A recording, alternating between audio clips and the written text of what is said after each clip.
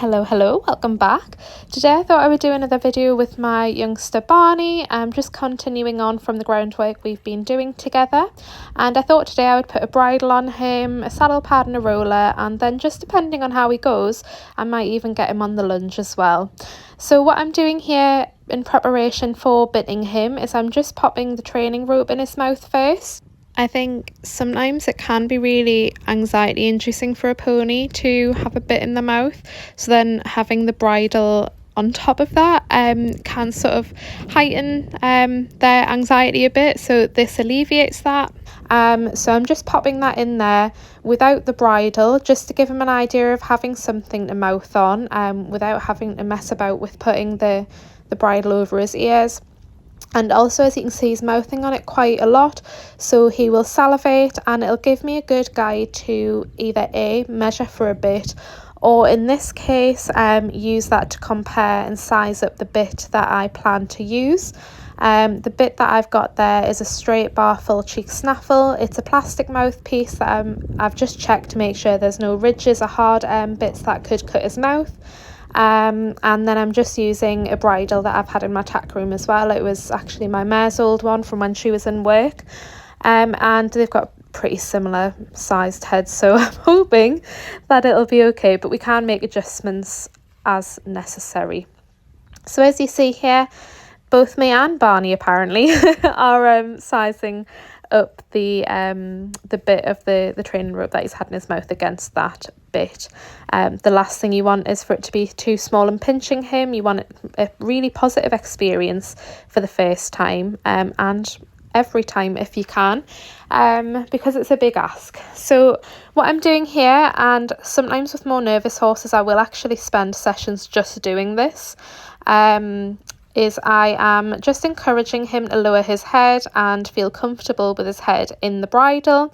So it's not getting put on, he's just having some sweeties, and I'm encouraging him to sort of relax around the bridle. The last thing I want to do is put a bit in and then have him sort of throwing his head up. It just makes it unpleasant for me and for him. And as you can tell, I'm not exactly blessed with height, so the lower his head is, the better. Barney hasn't showed any markers of stress there. He seems pretty happy. He did try to move back, so I've just moved him forward again. I don't want him to evade that pressure or sort of move away from the bridle. And I'm just going to try putting the bit in. And he was a very good boy. Some people hold the bit like this. I don't normally, but I have taken it out to untwist the bridle. This is why I say this isn't a tutorial, because I should have checked that before. There's literally no excuse. And I could have cut it out, but I wanted to show that this is real life. I'm not a horseman or an instructor. It's just what I do and documenting it with my horses. So we're just taking it back a step, making sure he's still comfortable, putting his head in that bridle after having the bit in, and then really quickly taking it out. The flies evidently are bothering him, and I feel like we've just come out of winter, so the thought of buying fly spray already is jarring. But lots of pats for Barney. He's done really well so far. And as I say, some horses I would stop there, some horses I would keep going. It really just depends on them. But because Barney's showing no signs of stress in his face or his body, I'm happy to proceed with him, and I'll put the bridle on. So we had a bit of a fidget there, as babies do, so I've just cut that out because we walked in a circle and changed positions. But I'm going to put the bridle on, so I'm just making sure the throat lash is out the way. It doesn't have a noseband because I'll add one of those later if he needs one, but I'm just very gently putting the bit in his mouth. I don't change my approach with youngsters compared to what I do with any other horse. I'm just sort of extra conscious with them all that I don't bash their teeth, and I give them the chance to accept the bit themselves. If I have a horse or a youngster that is particularly reluctant to put the bit in their mouth, sometimes I will put molasses on the mouthpiece just to give them a little bit more bribery, I guess.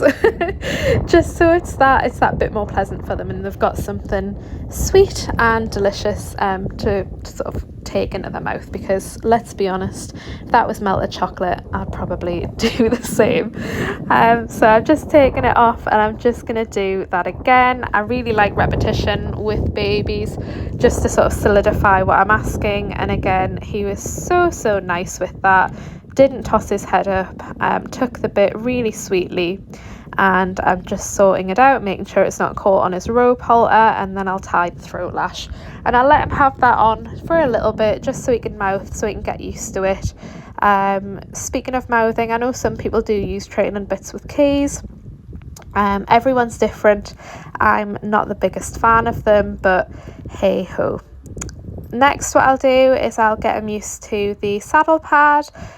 It's not something that I'm particularly quiet with. I don't spend ages on it if the horse doesn't need it. So what I'll do is I'll start off by rubbing it along his body, his neck and his body.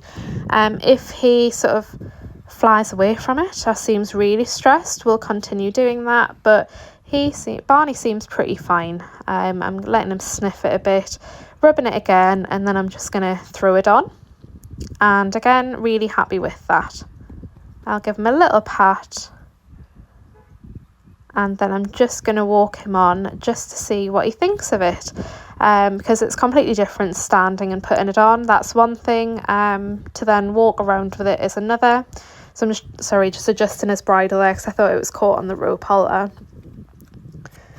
And he's such a good boy.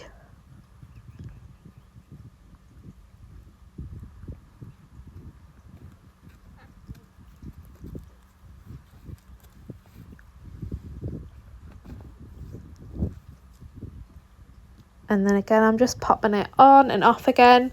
The first time, as you can see, I'm very clumsy and actually managed to drop it, but that's sometimes a good thing, because at least he gets used to things being on the floor, falling by his legs, and he can stay pretty chill. And with everything, I always do it on the other side as well. It might not be the side that you will tack up on, but actually you never know. Maybe one instance you'll need to do that. And I always find that one horse has a better side than the other. So what's fine on one side might be a bit of a challenge on the other. As you can see here, he needs an extra bit of time to look at it. He's having a chew on at it. And I'm happy for him to do that, you know, as long as he needs, is as long as it takes, really, in my eyes.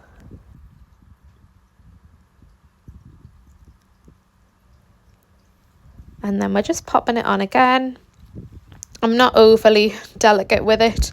It'll fall off, it'll go on lopsided, but it's all good practice, so I say it is.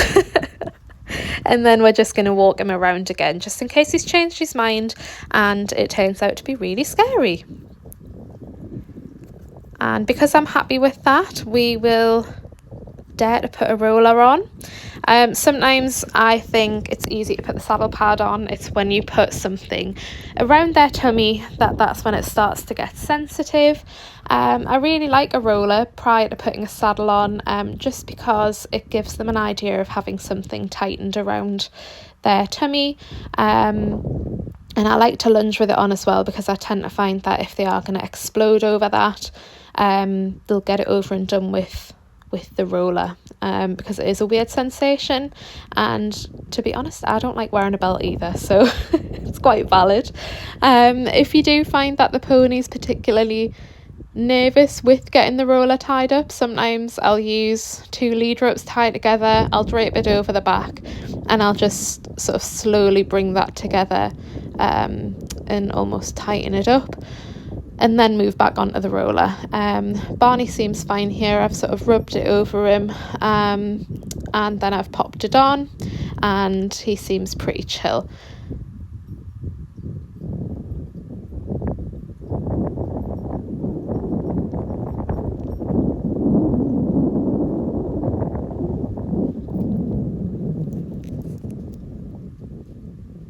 And then we'll go to the other side, and we'll just start to bring the roller together, As you can see here, he is starting to turn away and walk away. That's probably him registering what I ask when I go to his withers and sort of yield his hind quarters, but I'm just staying with him just in case that is a tactic to evade the pressure. When he stands still, that's when I'll move away. And I'm just tightening up the girth. As you can see, he's a bit unsure, so I'm just staying with him, keeping that roller sort of flush to his tummy, shall we say. When he stands, I let it loose again, and then I try that again, and I'm really happy that I'm standing this time. It seems to have registered with him, and I'm just doing that a few times. I don't think there's any rush, even with an established horse that's in work. Putting a girth on is quite a slow process for me. I like to do it up a little bit, then leave it, then do it up again, and I'm happy with that. So he's got the roller on. He's having a peek. He's saying, "Mummy, what on earth are you doing?" And then again, scratches for Barney. I like to break up these sessions by giving him rewards when he's done something well.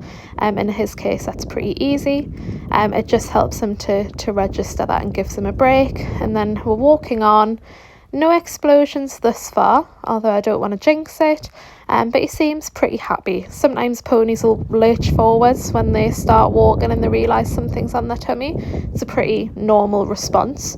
But I'm just going to stand him, give him some scratches, and I'm just going to tighten up the roller ever so slightly. Not so it's really cutting into him, obviously, but just enough so it doesn't sort of slide around and move too much when he does go on the lunge, because I think that's definitely something we can achieve this session.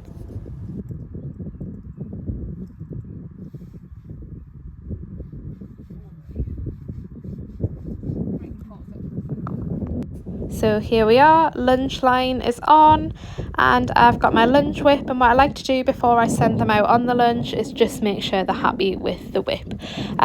The whip is a driver, but it's never to be used on the horse, so it'll never come into contact with him unless I'm doing something like this where I'm literally just rubbing it along his body. But with that said, I don't want him to be on the lunge and moving forward because he's petrified of this. I want it to be a driver and I want it to be an aid, but essentially for me, lunging is good because I can work on voice commands with my horses, and it gets them a bit of exercise and I can see how they're moving. So to me, I want to be able to do that without a lunge whip. Although with babies, I think it's always good to have it as a driver from behind, and it sort of forms a bit of a triangle between with both of your arms, which I like. And he seems pretty chill, to be honest, which is where I would like him to be. Now, when I say lunge, this is going to be really short and sweet. I don't like lunging young horses for too long and too often. I think it is a lot of pressure on the legs. And the thing with these young ponies is they're still developing. He could easily go to 5 or 6 without having a person on his back or being in full-time work. I, to be honest, don't like anything less than seeing young horses clearing meters, but that's just me. I know everyone does it differently. So here I'm just trying to get him on the lunge. I've got my arm pointed in the direction I want him to move, as do I with the foot on that side, and then I've just waved my lunge whip just behind him, and I'm keeping it following him there so he doesn't sort of interfere with my circle. And he's doing a really nice job there. So we just want a few circles of walk. We don't want anything extravagant. As I say, for me, it's all about getting those verbal cues established as well. So I'm managing to control his pace with aids and with my voice. And then I've just raised my hand to ask him to stand. I've crouched a little bit, and I'm just working out what clicks with Barney. Not all horses will do that. I've got some that'll stand when you tell them to stand. I've got some when you raise your hand, they'll stand. I've had others where you have to crouch and they'll stand. Everyone's different. So here I'm just reinforcing that. For a first attempt though, that's absolutely not shoddy at all. And then I've swapped my lunge. I've got my hand out in the direction I want him to go, and I've just waved that lunge whip again. and he did trot a little bit there, but that's absolutely fine. And we've got him back to walk with our voice. We're sort of extending the circle, although it's not a big circle at all at the moment, because I still do want him sort of close to me to help him understand things, and I'm really happy with that. You'll notice that the roller, the straps haven't been tucked in. I could do that. To be honest, it's not a big deal to me. It gets him used to having things sort of wiggling and moving by his tummy. And then I'm asking him to stand again there, and oh my goodness, would you look at that, he's done it before. He's been here before. He knows exactly what to do there, which is absolutely fantastic. I couldn't believe it. I was on the way home, I couldn't stop talking about it. I was so impressed. And then we've just gotten him trotting there. So again, I'm using my verbal cues with the support of that whip just for the time being. Again, it's to the floor, never to the pony. And I want a few circles, if that. I don't want to put the stress on his joints at the moment, because he's still a baby and he's still growing. But I'm really impressed with how he's handled that and the roller. So can't complain at all. In fact, this is probably the most that I've done in one session with a young pony. Normally I break it up, so this is really, really good. And then again, I'm just asking him to stand. He struggles a bit with it, with this, just sort of depending. But again, it's a first session. Here I've miscommunicated. I've had too long of a lunge line there for a green pony. I'm trying to get him to swap. But really I should have brought him into the middle and then sent him out again. As you can see, I got far too close to him there. I'd like to say that I know this horse and I know his back end, but that shouldn't have happened, and I should be wearing a helmet. So again, not a tutorial. Do, I guess, as I say, not as I act in regards to helmets. Maybe I'm too complacent, and I think that's a big issue. So always wear helmets with young ponies. Again, getting him out on trot. But I really want to wrap this up, to be honest. This is more than enough. As you can see, the halter has the lunge line attached. I don't have any pressure on the bit at the moment. That'll come in the next few sessions. But for now, I think it would be unfair to have that pressure on the bit in case something happened, because it could cause a bad experience. But overall, absolutely ecstatic with that session, and I will see you guys next time.